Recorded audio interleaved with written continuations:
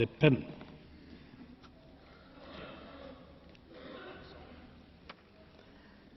Martin Schulz.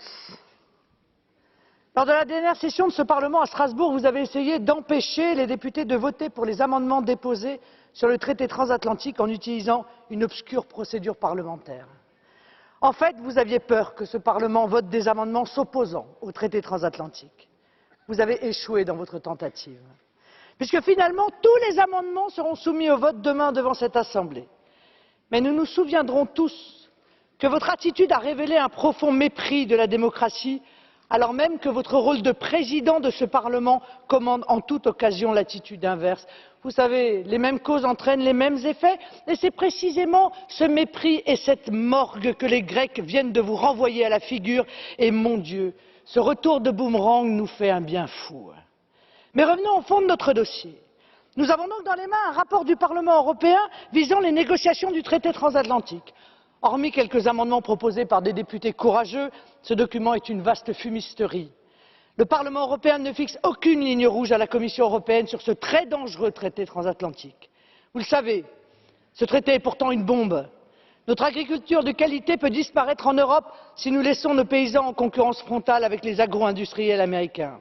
Ceux-ci n'ont aucun problème pour élever 40 000 vaches dans le bâtiment de fer Oax Farm, injecter des hormones à tous les animaux vivants pour qu'ils grandissent plus vite, laver au chlore les poulets, épandre du Roundup sur les champs entiers d'OGM Roundup Ready. C'est ce que vous voulez? Ramener notre agriculture à ce niveau de qualité? Couler les paysans qui aiment leurs produits? Vendre aux Européens une alimentation d'une qualité de plus en plus médiocre? Mélanger du vin blanc et du vin rouge pour en faire du rosé? De surcroît, ce document ne fixe aucune contrainte contre l'alignement forcé des normes européennes sur les normes américaines imposées par le traité transatlantique. Ceci est scandaleux, car les Américains n'ont pas du tout la même vision protectrice des normes que les Européens, comme les négociateurs nous le relatent régulièrement. Et que se passera-t-il une fois que les normes auront été alignées? Plus rien. Pour changer une norme, donc une protection du consommateur, une nation devra obtenir l'approbation des États membres de l'Union européenne et des États-Unis, autant dire jamais.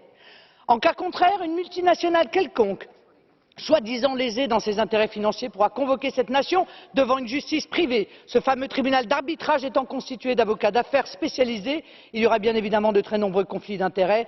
C'est donc la supériorité d'une justice privée en perpétuel conflit d'intérêts sur une justice publique et indépendante que vous voulez organiser. Cela signifie un coup mortel, un de plus à la démocratie. Pire, ce traité transatlantique créera un marché unique entre les États-Unis et l'Union européenne, démantelant ainsi le projet européiste dont vous êtes pourtant un des idéologues les plus convaincus. Tout ce texte n'est qu'une vaste déclaration d'intention faite pour couvrir ce Parlement contre les conséquences néfastes du TTIP. Messieurs les députés, les Européens ne vous ont pas élus pour vous couvrir ou pour vous coucher. Ils vous ont élus pour les représenter et pour les défendre. Ce document est en dessous de tout. Hormis quelques amendements s'opposant au traité transatlantique, nous le combattrons donc de toutes nos forces.